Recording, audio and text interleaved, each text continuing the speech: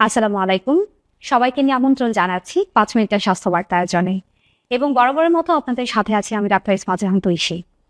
আজকের আয়োজনে আমাদের সাথে উপস্থিত আছেন ইউনাইটেড মেডিকেল কলেজ হসপিটালের dental oral and maxillofacial surgery বিভাগের কনসালটেন্ট ডাক্তার ইশাতি রব্বান স্যার। স্বাগতম স্যার। ধন্যবাদ। রোজা ভাঙা ছাড়া কোন ধরনের ব্রাশিং, মাউথওয়াশ বা মিসওয়াক ব্যবহার নিরাপদ এবং কিভাবে মুখের ব্যাকটেরিয়া ও দুর্গন্ধ নিয়ন্ত্রণ করা যায়? ধন্যবাদ আপনাকে। রোজা আসলে সাধারণত এই ধরনের কিছু কমন প্রশ্ন বা কমন কোশ্চেন আমাদের ফেস করতে হয়।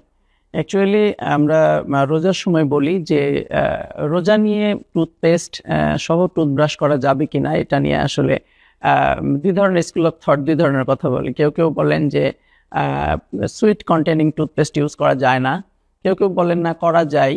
তো আমরা সাধারণত বলি যে সেহরির আগে এবং ইফতারের পরে সুইট কন্টেনিং টুথপেস্ট ইউজ করা যায়, কারণ তখন যেহেতু ফাস্টিং ইস্যু থাকছে না।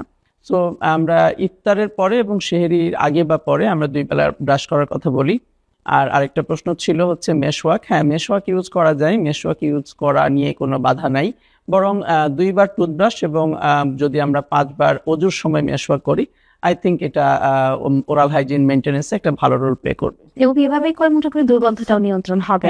অ্যাকচুয়ালি মুখে দুর্গন্ধ হওয়ার প্রধানতম কারণ হচ্ছে কি, যে আমাদের খাবারের যে খাদ্য কণাগুলা আমরা দাঁতে জমে থাকে, এটাকে আমরা প্লাক বলি, এইটাই একসময় পচে গিয়ে বা এটার এন্ড মেটাবলিক প্রোডাক্ট হচ্ছে হাইড্রোজেন সালফাইড গ্যাস। মূলত দুর্গন্ধের প্রধান কারণ হচ্ছে হাইড্রোজেন সালফাইড গ্যাস।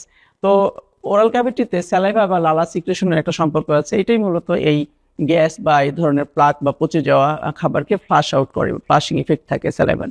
আমরা একটা দীর্ঘ সময় ফাস্টিং বা রোজা থাকলে যেটা হয় সেটা হচ্ছে ফ্লাশিং ইফেক্ট বা স্যালাইভা সিক্রেশন নর্মালি প্রায় নিয়ার অ্যাবাউট 30% কমে যায়। সো সেই সময় যেহেতু মুখে পানি থাকে না বা স্যালাইভা থাকে না, এই জন্য কি হয়, প্লাক জমে যাওয়ার সম্ভাবনা বেশি থাকে বা হাইড্রোজেন সালফাইড গ্যাস তৈরি হওয়ার সম্ভাবনা বেশি থাকে। এই জন্যই মূলত মুখে দুর্গন্ধ হয়। যদি 2 বেলা ব্রাশ এবং 5 বেলা মেশওয়াক করা যায়, আই থিঙ্ক এই সমস্যাটা সমাধান করা সম্ভব। রোজার মাসে দাঁত তোলা, রুট ক্যানাল বা অন্য কোনো ডেন্টাল চিকিৎসা নিলে পরবর্তী দিনগুলোতে রোজা রাখা যাবে? আচ্ছা, এখানে একটা বিষয় হলো যে যদি ইমার্জেন্সি হয়, যে না ইমার্জেন্সি কিছু সিচুয়েশন, যখন ডেন্টাল কিছু রুটিন ডেন্টাল ট্রিটমেন্ট যেমন দাঁত তোলা, অ্যাবসেস স্ট্রেন করা, অথবা এ ধরনের কোনো ইমার্জেন্সি থাকে, তাহলে আন্ডার সার্টেন কন্ডিশন, যেমন যদি খুব বেশি ব্লিডিংয়ের সম্ভাবনা না থাকে, মুখ ভরে রক্তপাত না হয়, তাহলে এ ধরনের ট্রিটমেন্ট করা যায়। এমনকি লোকাল অ্যানেস্থেসিয়া দিয়েও দাঁত চিকিৎসা করা সম্ভব ডিউরিং ফাস্টিং বা রোজাকালীন সময়ে। রোজার সময় যদি দাঁতে ব্যথার সংক্রমণ বা সংবেদনশীলতার সমস্যা দেখা দেয়, তাহলে রোজা ভাঙা ছাড়া কি ধরনের ঘরোয়া বা নিরাপদ উপায় তা সামনে? আচ্ছা, এটা একটা ইম্পর্টেন্ট ইস্যু। অনেক সময় অনেক পেশেন্ট ফোন করে বলেন হয়তো 3টার সময় যে প্রচন্ড দাঁত ব্যথা হচ্ছে বা কোনো একটা সমস্যা হচ্ছে। তো আমরা সাধারণত বলি এই সময় লোকাল অ্যানেস্থেটিক জেল বা লোকাল অ্যানেস্থেসিয়া স্প্রে যেগুলো পাওয়া যায়, সেটা দিয়ে কিছুটা সম্ভব হয়, কিছুটা ব্যথা কমে যায় বা রিমুভ হয়।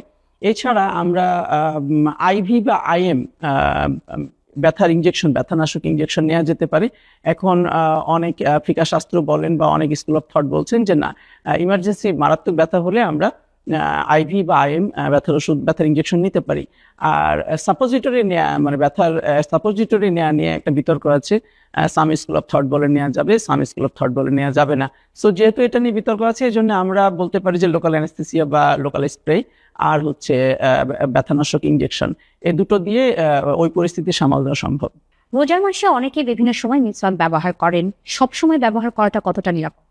আচ্ছা, মেশওয়াক ব্যবহার করা যাবে। মেশওয়াকের ভালো দিক হচ্ছে যে মেশওয়াক সুইট কন্টেনিং যেহেতু কোনো ইস্যু থাকে না, কাজে রোজাকালীন মেশওয়াক ইউজ করা যাবে। প্রবলেম হলো যে মেশওয়াকে তো পেস্ট থাকে না। আসলে দাঁত ব্রাশ করার সময় বা ওরাল হাইজিন মেনটেন্যান্সের জন্য আসলে পেস্ট থাকতে হবে, কারণ এই টুথপেস্টে কিছু ইনগ্রিডিয়েন্ট থাকে যেটা দাঁতের ওরাল হাইজিন মেনটেন্যান্সে গুরুত্বপূর্ণ রোল প্লে করে। তো যেহেতু মেশওয়াকে এ ধরনের ইস্যু নাই বা এই ধরনের ইনগ্রিডিয়েন্ট নাই, কাজে শুধু মেশওয়াকের উপর নির্ভর করা যাবে না। যদিও কিছু কিছু মেশওয়াকে অ্যাস্ট্রিনজেন্ট নামে এক ধরনের ইনগ্রিডিয়েন্ট থাকে, যেটা আমাদের দাঁত ও মাড়ির সুস্বাস্থ্যের জন্য সাহায্য করে বা সহযোগিতা করে, কিন্তু পুরোপুরি মেশওয়াক ডিপেন্ডেন্ট হওয়া যাবে না। আসলে আমাদের ভালো টুথপেস্ট সহ টুথব্রাশ করতে হবে। ধন্যবাদ। ধন্যবাদ, অসংখ্য ধন্যবাদ স্যার আপনার গুরুত্বপূর্ণ মতামতের জন্য। আশা করি আজকের আলোচনা আপনাদের ভালো লেগেছে, আপনারা উপকৃত হয়েছেন। সবাই সুস্থ থাকুন, সচেতন থাকুন। আসসালামু আলাইকুম।